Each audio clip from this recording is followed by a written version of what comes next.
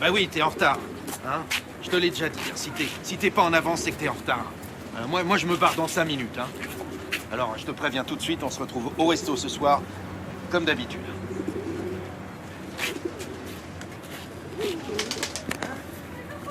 Et merde! Putain! Putain, celle-là, elle commence à me gonfler, celle-là, je sais pas.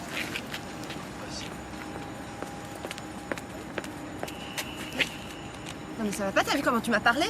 Tu peux pas attendre 5 minutes, c'est beaucoup trop te demander. Je te rejoins au restaurant. Et puis quoi encore? Mais tu te fous de ma gueule, là! Tu te fous de ma gueule! Mais tu rigoles, ça fait 3 heures que je t'attends, là! Tu fous rien de tes journées, tu Mais ramènes 3 pas heures un que je rond. t'attends, tu commences à m'emmerder! C'est toi qui m'emmerde! Police, un problème, mademoiselle? Affaire privée. Vous voyez des problèmes partout, vous? Vous tombez bien, inspecteur. Je me tue à dissuader mon frère à jouer à la bourse. J'ai pas raison? Effectivement. Bonne continuation. Mais tu lui as dit quoi au juste à ce Goliath? Tu sortais de Sainte-Anne pour le week-end? C'est incroyable, mais tu changeras jamais, toi. Bon, allez, viens, on rentre. On se fait un petit resto à Montmartre ce soir. On rentre d'abord. Petite gâterie. C'est dégueulasse.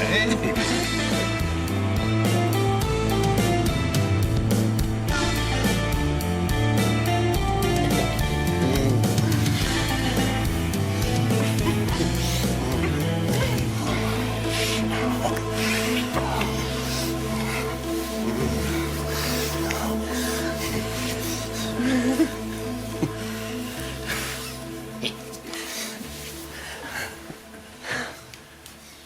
Faut qu'on trouve de l'oseille. Ça urge.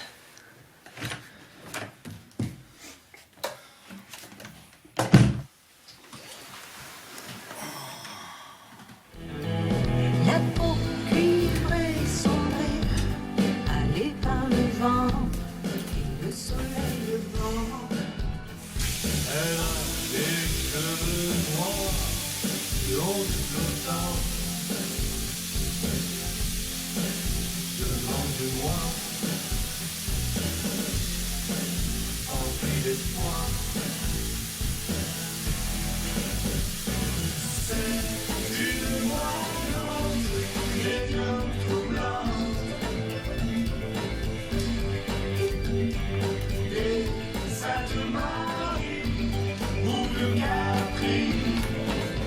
T'as entendu ce qu'elle était belle, la chanson? Trop belle. Elle aurait pu être écrite pour toi.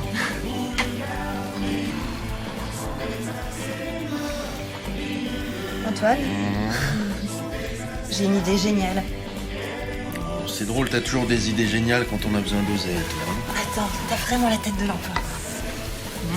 Une belle petite gueule, apparence inoffensive, voix rassurante. Ça passe comme une lettre à la poste, même sans timbre. Grosse rémunération et pas beaucoup de risques. Et c'est quoi cette activité sans risque? La voyance, frère Antoine. La voyance. Attends, c'est un cadeau tombé du ciel pour toi et moi. Non mais tu sais que j'ai un véritable don, moi. Mais ça me plaît, moi, cette idée. Antoine le moine lève le voile sur votre destin et sur votre âme. Ça va plaire. Bonjour, monsieur. Bonjour, messieurs, dames. Est-ce que vous auriez une tunique, quelque chose un peu oriental, long, genre djellaba, genre... Il m'en reste une seule, c'est la dernière. Elle est là. Si ça vous intéresse. Marron, c'est pas génial. C'est épais. C'est bien. Attends. Ah, c'est possible de l'essayer? Bien sûr, madame. C'est pas mal quand même. Bon, c'est pas folklore, c'est marron quoi. C'est à combien? Je vous fais un petit prix parce que c'est la dernière. Ah, vous êtes chaud. Donc au lieu de 40, je vous la compte à 30. 30 C'est chouette. Il y a une cabine. Oui, monsieur. Au fond à gauche. J'ai rêvé que je consultais une voyante et qu'elle m'annonçait des choses troublantes.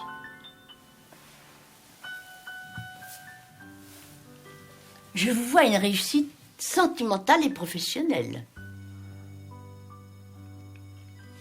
Surtout, ne vous laissez pas mener par le bout du nez par une jeune femme jeune et jolie.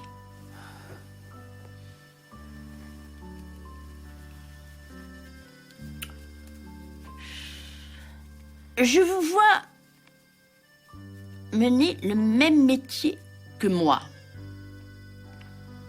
Je vous vois en prêtre. C'est curieux. Je vois une croix. Un prêtre copte m'a offert cette croix. Portez-la. Elle vous protégera. Ce sera votre fétiche. Vous ne me croyez pas? Alors j'arrête. Je vous offre mes cartes. Merci beaucoup.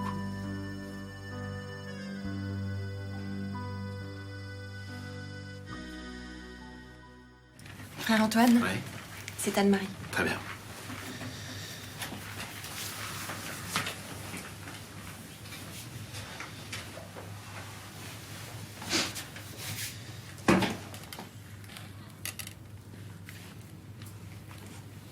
Asseyez-vous, ma sœur.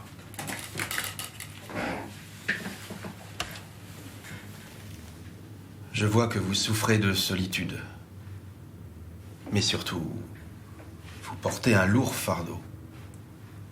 Un secret qui vous pèse, qui hante vos esprits et vos nuits. En venant, j'étais un peu sceptique, mais là... Mon fardeau, mon secret. Personne ne peut comprendre. Peut-être vous, frère Antoine. Ma sœur, j'ai entendu, vu, ressenti tellement de choses, des vibrations, que rien aujourd'hui ne peut vraiment me surprendre. Mais pour trouver une solution à votre problème, il faut parler librement tous les deux. Établir un climat de confiance, sans pudeur, sans honte. Sinon tout serait faussé.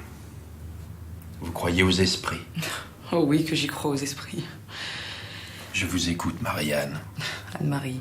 Anne-Marie. À Fort-de-France, j'étais mariée. 2 beaux enfants, un garçon et une fille, 13 et 16 ans. Mon mari m'a plantée, là. J'ai dû louer une maison en ville. Un soir, quelques jours après l'acquisition de cette maison, j'étais dans mon lit et... Soudain, j'ai ressenti comme une présence à mes côtés et un froid glacial. J'allume la lumière et je ne vois rien. Alors j'ai éteint la lumière et tente de m'endormir. Et de nouveau, ce froid glacial, cette présence, mais cette fois avec un souffle de plus en plus fort. Et puis tout à coup, un éclat de rire moqueur. Alors là, j'ai complètement paniqué. Je cherche l'interrupteur, mais des mains invisibles me bloquent les mains comme ça. Et puis j'ai été soulevée et rejetée sur mon lit. Et alors, c'est le malin, docteur. C'est le malin. Eh ben, vous avez porté plainte. Mais plainte contre qui? Eh ben, le vénard, le salopard. Vous voulez un verre d'eau? Vous voyez bien que je suis en consultation. Vous vous croyez où? J'ai été giflée, battue, sadiquement entraînée par les cheveux. Je criais, plus les coups redoublaient. Et enfin, la délivrance, la fenêtre qui s'ouvre comme par miracle, et la chose a disparu. J'étais couverte de bleu et dans un état pitoyable. Mais vous ne pensez pas que c'est quelqu'un qui a fait cela pour vous faire peur, pour se débarrasser de vous et conserver la maison? Vous n'y êtes pas du tout, je ne suis pas folle. Cette chose ou cette entité existe vraiment, mais elle n'a rien, mais vraiment rien d'un être vivant. C'est complètement dingue. Oui, mais ce qui est dingue, c'est que vous soyez encore là, vous. Asseyez-vous. Bien. Je crois malheureusement, ma sœur, que vous devrez quitter cette demeure. Cette maison est hantée. Nous verrons tout cela lors d'une prochaine consultation, mais cela est un peu compliqué. Nous devrons nous déplacer sur les lieux, procéder à un désenvoûtement très important, et tout cela a un coût. Enfin, toutes ces questions matérielles, vous verrez ça avec ma secrétaire, Josepha.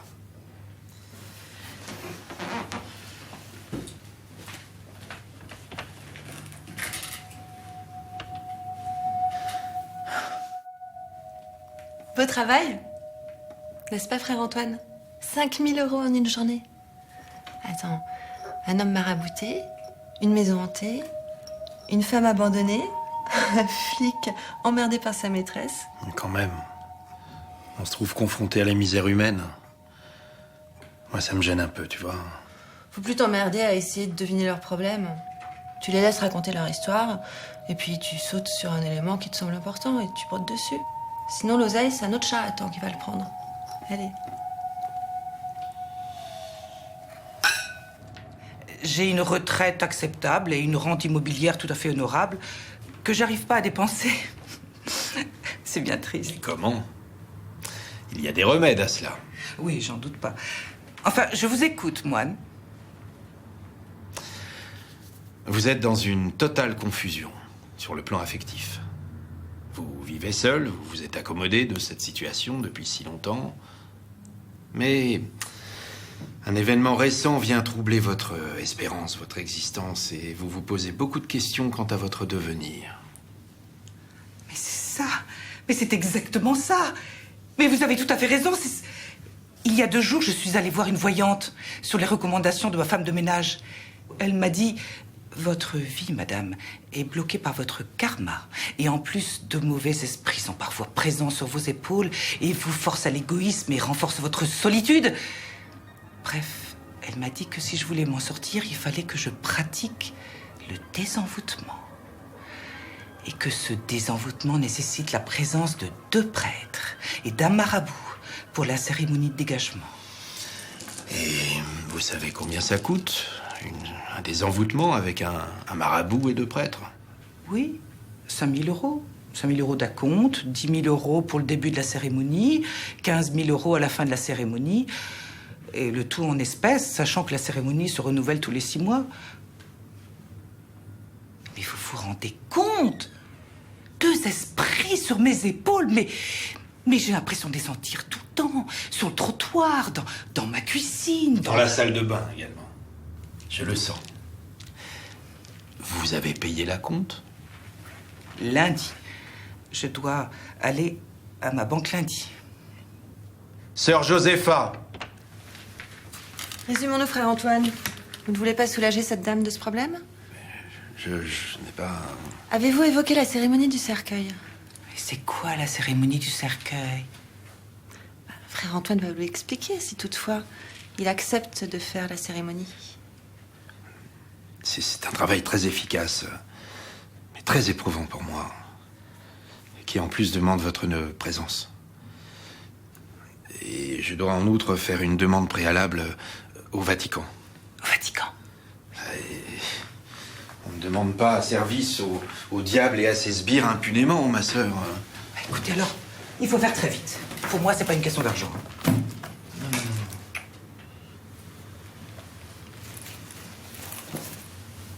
Frère Antoine, c'est quoi la cérémonie du cercueil? Pour le moment, je ne peux pas vous le révéler. Ça a pas l'air d'aller, le moine. Non, je me fais du mouron. Comment je te la désenvoûte, moi, là, ma mère, hein? D'abord, faut lui demander 30 000 euros. En espèces de préférence. Elle est bourrée aux as, cette bourge. La faire venir à 3 h du matin au cabinet, placer un cercueil dans la salle d'attente, la mettre dedans et tourner autour en disant des trucs en latin. Mais pourquoi pas une incantation vaudou pour finir? Bah oui, pourquoi pas. Pour le même tarif, on n'est pas des chiens. Tu es vraiment diabolique. Faut être plus malin que le diable et plus rusé qu'Arnard. 30 000 euros par-ci, 30 000 euros par-là et hop, on change de job, ni vu ni connu. Faudrait vraiment être con pour laisser passer une telle chance. Avec le don que t'as. Dis-toi bien une chose. Si c'est pas nous, c'est cette voyante qui va la décharger de son magot. Je suis Madame Basta. Je suis venue pour un désenvoûtement. On veut me zigouiller. Mon commerce se vide. Mes clients me regardent de travers. Et mon mari... Mon mari... Il se fait distant avec moi. Vous comprenez ce que je veux dire? Reprenons dans l'ordre, si vous voulez bien. Vous prétendez être envoûté. Je ne le prétends pas. Je le suis. Ça se voit, non? J'ai des picotements au cœur. Mon fils, il a eu 39 de fièvre hier soir. Il travaille mal à l'école, mon mari toujours énervé, les clients se font rares et les habitués, qui mangent régulièrement le midi, vont chez mon concurrent, juste en face de mon restaurant. Je sais. C'est à cause du marabout Bamba. Il m'a extorqué plus de 20 000 euros. Et au lieu de me désenvoûter, il cherche à se débarrasser de moi avec sa magie noire. C'est sûr qu'il a été payé par son concurrent. C'est sûr! Et si vous voulez, je veux bien appeler ce marabout pour savoir ce qui s'est passé réellement. Hors de question. Si vous lui téléphonez, il va être fâché. Et les ennuis vont ne faire que s'aggraver. Non!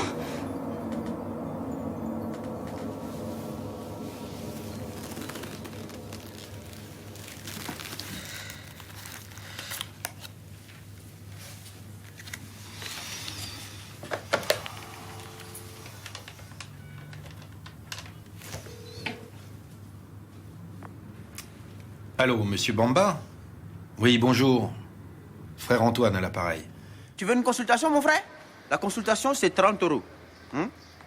Pour tout ce qui est magie, esprit, pour faire revenir ta femme, attention, hein, en 24 heures chrono, ça c'est 1 000 €. Pour la promotion au travail, garantie en 8 jours, c'est 1 500 €. Et pour toi, sans prix d'amis. Qui tu es, toi? Ah, mon frère, garde-la. Elle est folle, je te dis, elle est folle. Ah non, pas ça, laisse tomber. Il vous a raconté une connerie, je le vois à votre visage. Il vous a dit quoi, alors, ce sauvage?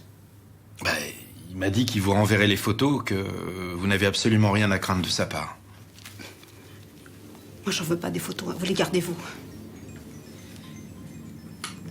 Avec sa sorcellerie, il va mettre des ondes négatives dessus.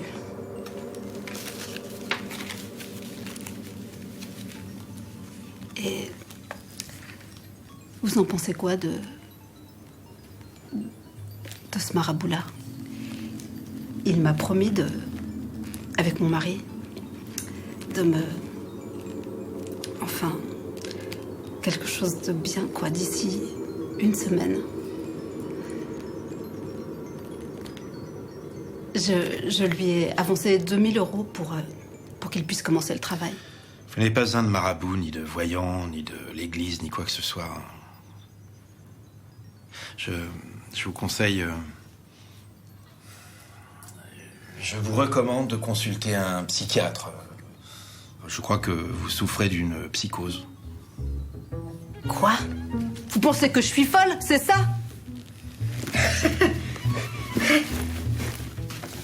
Et ça, c'est quoi? Hein?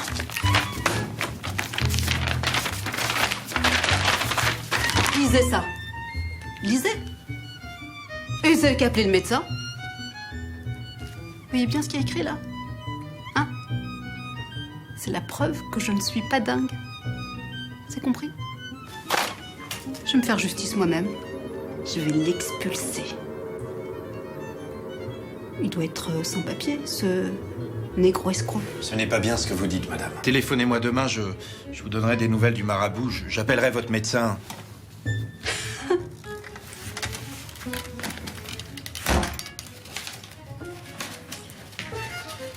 C'est vraiment un beau métier de peinard, hein, la voyance. L'argent, le flouze, le dinar, le dollar. Il y a vraiment que ça qui t'intéresse, hein. Et moi, dans tout ça. Bah attends, mais on ferait comment sans argent? Je te vois mal du soir au matin dire oui, chef, bien chef, tout ce que vous voudrez, chef. Allez. Petit moignon, encore 10 000 € à ajouter à ce qu'on a déjà escroqué. Arrête. C'est insultant. C'est insultant pour moi, tu vois. J'ai un véritable don. Merde. Bon. Ça fait quand même une belle petite somme. Après, on change de département, comme ça on n'attire pas l'attention sur nous. Non.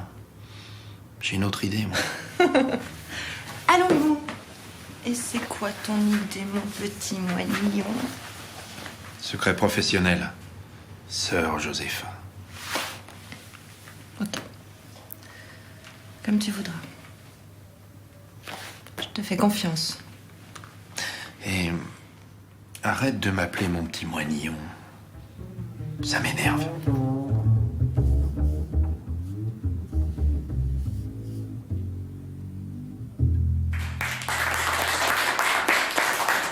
Bonjour à vous. Comme vous le savez, vous pratiquez une activité particulière qui n'a aucun statut. Depuis longtemps, elle est interdite, mais néanmoins exercée par des dizaines de milliers de praticiens. Au vu et au su de tout le monde, avec la complicité bienveillante des pouvoirs publics, dans l'intérêt des banques, de la poste, mais aussi dans l'intérêt des professionnels et des consultants eux-mêmes. Parce que souvent, un mensonge cache une vérité. Car enfin, à quoi sert la police si elle n'a pas de travail? À quoi sert la justice si elle n'a personne à condamner ou à juger? À quoi servent les avocats s'ils n'ont pas de coupables ni de victimes à défendre? Bref, une victime est souvent un coupable en puissance. S'il n'y avait pas cette complicité tacite, ce serait une catastrophe sociale. Aujourd'hui, vous êtes là parce que vous avez été sélectionné parmi une centaine de personnes. Vous allez donc faire partie de l'élite pour exercer une profession exceptionnelle. La voyance par téléphone. Mais quel est le rôle de la voyance aujourd'hui? Un rôle social, bien sûr. Psychologiquement et humainement, nous œuvrons pour rendre service à nos semblables. Quelles que soient leurs origines, la couleur de leur peau, leur position sociale. Je vous demande de suivre attentivement ce que je vais vous dire. Et de ne prendre aucune note. Car le métier que vous allez exercer nécessite de la mémoire, du tact, du savoir-faire, le sens de l'observation, de la diplomatie, de la psychologie naturelle. Vos seuls outils de travail seront une boule de cristal pour le décorum de votre cabinet, un jeu de tarot, une bougie rouge ou jaune, une carte de ciel et la photo d'une personnalité reconnue avec le nom en évidence. Surtout, je vous demande de ne pas mettre votre vrai nom. Prenez un nom d'emprunt, ce sera beaucoup plus prudent. Pour toute consultation, ne restez pas 5 minutes seulement avec le client au téléphone. Cela n'a aucun intérêt pour vous. La perte de temps est importante, pour vous et surtout pour celle de votre cabinet. Il faut le garder au bout du fil le plus longtemps possible. Faire durer la consultation. Prenez soin de ne négliger aucun petit détail. Vous serez comme ça assuré de marquer des points, de deviner l'avenir. Effectuer une cérémonie magique qui va durer non pas le prix d'une consultation, mais de 10, 20, voire 50 fois plus. Il est très rare qu'un consultant n'accepte pas la proposition. Si par hasard vous rencontrez un obstacle, sortez le grand jeu. Utilisez les bons mots. Dites-lui que son destin mérite un coup de pouce et qu'il est nécessaire de faire un effort financier. Selon le cas et la difficulté, le travail à effectuer sera fait par des grands occultistes. Mages, sorciers de toutes sortes, à qui rien ne résiste. Je vous remercie de votre attention.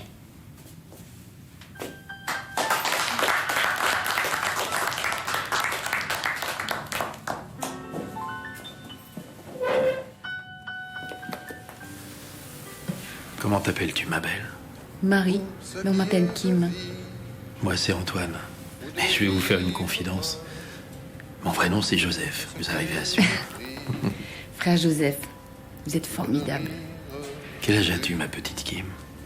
L'âge de raison, du choix et de la passion. Le bel âge. Tu as un don, une voix. Il faut aller de l'avant. Ne perds plus ton temps avec ces flatteurs qui vivent sur tes espoirs, tes malheurs. Appelle-moi.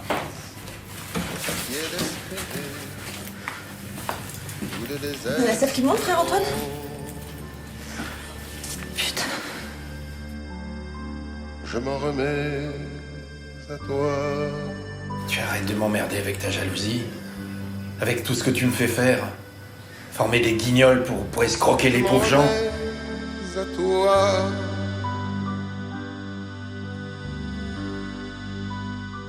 Pour que ce soit demain plutôt que le passé, pour que ce soit les reins plutôt que le laurier. Je m'en remets à toi.